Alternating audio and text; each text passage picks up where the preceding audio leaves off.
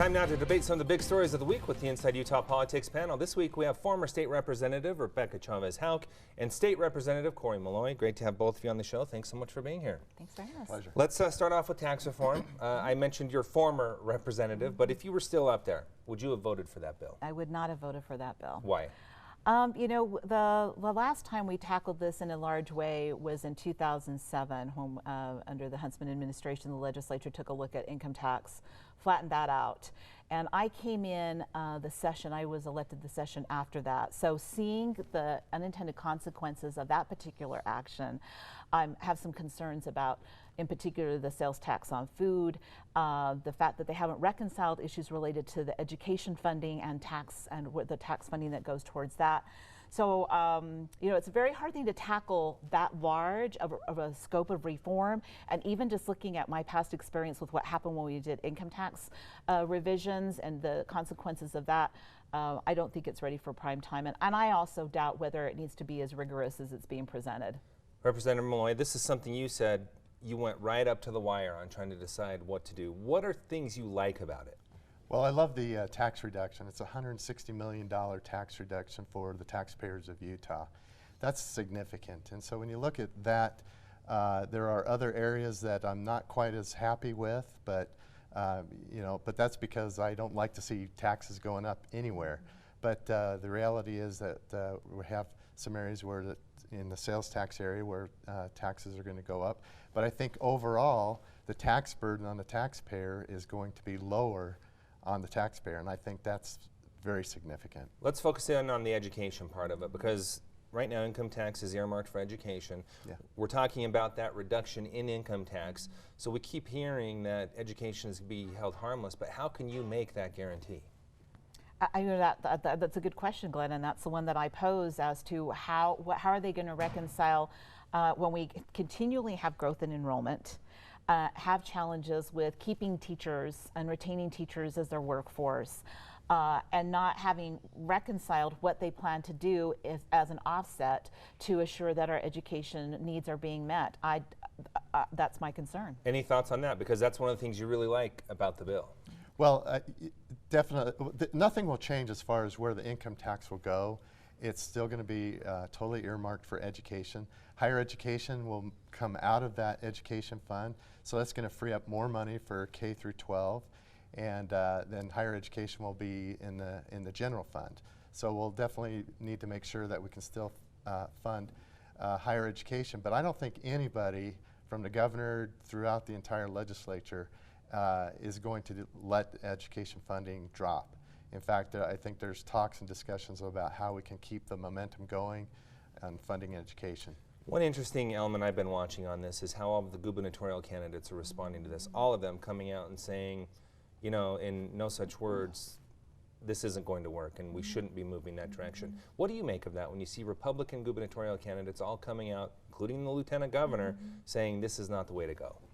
Well, they're the ones that are going to have to execute the budgets. And so I think that they're looking at down the pike what this looks like in terms of revenue streams.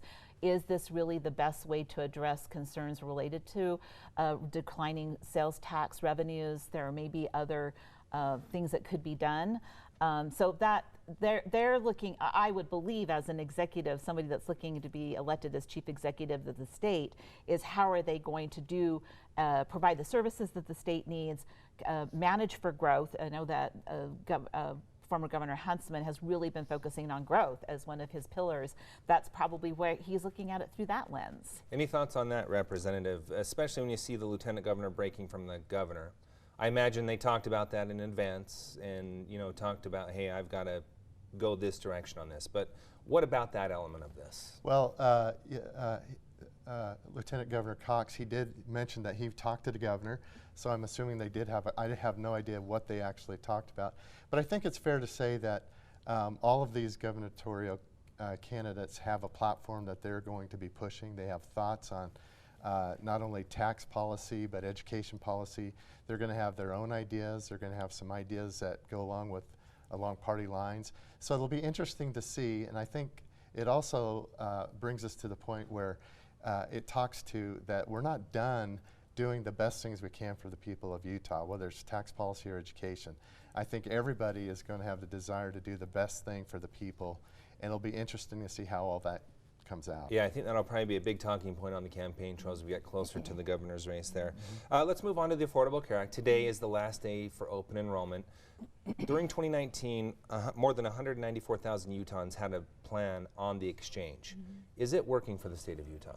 I think it is, and I think it's kind of like that whole starfish analogy. If it works for that one person, it's good for them because they were able to get the health care that they needed. Now, I spoke to some folks over at the Utah Health Policy Project, and they were talking about people that were coming in to enroll. One person in particular was telling their story of how, yes, their premium had gone up, but over the last year, they had suffered a severe medical condition that dealt with their heart, and if it hadn't been for the fact that they had had that coverage, they would have been in a much worse spot, maybe not maybe their life, it would have affected their living. So I think that people appreciate having that stopgap, having the ability with the Affordable Care Act to go onto the marketplace, to enroll and to get affordable insurance to provide for their family and their own needs.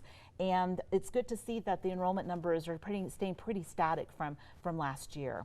Yeah, actually in the state of Utah, the numbers are greater than what we thought they would have been when this whole program started. Representative Moy, let's bring you in. This is something Republicans have really had a hard time with. It's a very controversial law, still in the courts, looking to overturn it. Do you believe it's working for the state of Utah? Well, I think at this point I have to assume that it does play an important role as far as the mix of all the options. We expanded Medicare. This becomes an option as well as traditional insurance policies that you get through your job as a benefit or you purchase yourself.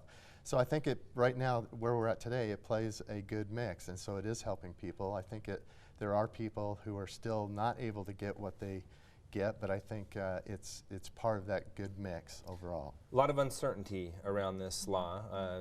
Republicans during the year were unsuccessful in trying to overturn it, but what impact does that have on this as we move forward, and is it a good idea for the Democratic Party to pass a bill like that when they are in power and then just go in this cycle where we overturn and come up with something new? Is that good for the country? Well, we're almost at 10 years. I mean, we look at 2012 when the final ruling came down from the Supreme Court upholding it. I think with every year, I have to look at it at an individual basis and in a population health basis, and for people to be able to access the health that they need that may have not got that coverage previously. You do what you can. A lot of the stuff that we do or that policymakers do, you can't make those decisions based on the fact that 5 years from now, 10 years from now, it may not be there, because we're changing policy all the time.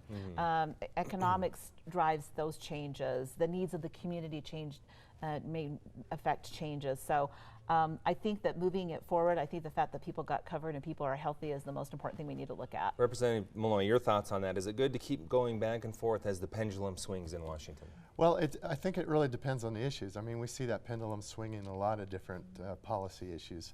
So I think it really, what is best, again, for the people that drives that. So hopefully you get to a medium that works for the people. And I think the Republicans have an issue with it because, it kind of goes against the free market way of thinking and, capitalism.